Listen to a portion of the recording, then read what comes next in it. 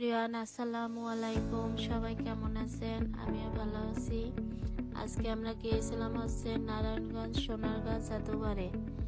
দেখেন কত সুন্দর ভিউ। আমরা হাঁটতেছি আর সবাই ভিডিও করতে আছে, ছবি তুলতে আছে। আমার বোনের মেয়েরা অনেক মজা করতে আছে আর ছবি তোলে সবাই। আর আমি একটু ভিডিও ক্লিপ নিতেছি। আর আমি এইখানে ঘুরে ঘুরে দেখতেছিলাম। আর আমার বোনের মেয়েরা আমাকে ভিডিও করে দেখতেছিল যে ছোট মনে তুমি একটু ঘোরো।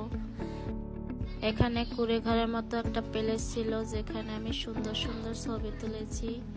আর এখানে আমরা এখন ভিতরে ঢুকবো। ঢুকে দেখতেছি অনেক সুন্দর করে ওনারা সাজিয়ে রাখছে।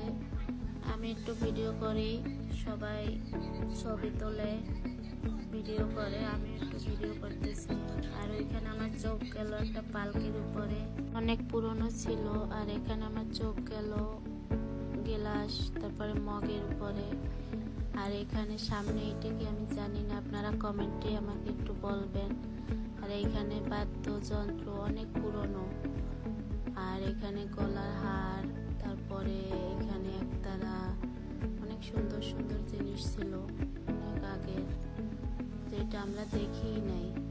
এখানে আমার বোনের ছেলে হাঁটতেছে আর আমি দেখতেছি। আর আমরা বের হয়ে গেলাম।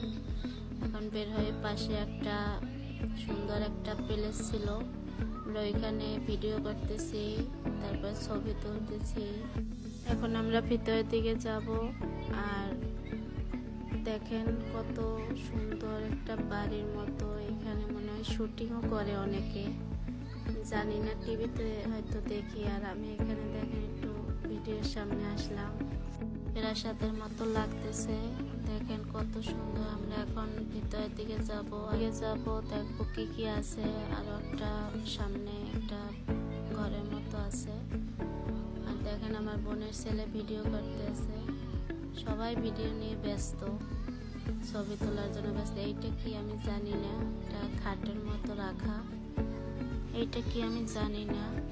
এই দেখেন সবাই ভিডিও ছবি তোলার জন্য ব্যস্ত। দেখেন অবস্থা সবার।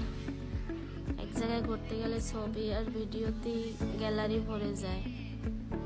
তো অনেক সুন্দর একটা জায়গা, সবাই মিলে ভিডিও করতেছে। আর ওরা বলতেছে ছোট মনে একটু দাঁড়াও, ভিডিও করে দেই। আমি একটু ঘুরতেছি আর এই উপর দিয়ে ভিডিও করে ওরা। আর এখন আমরা বের হয়ে গেলাম, সামনে গিয়ে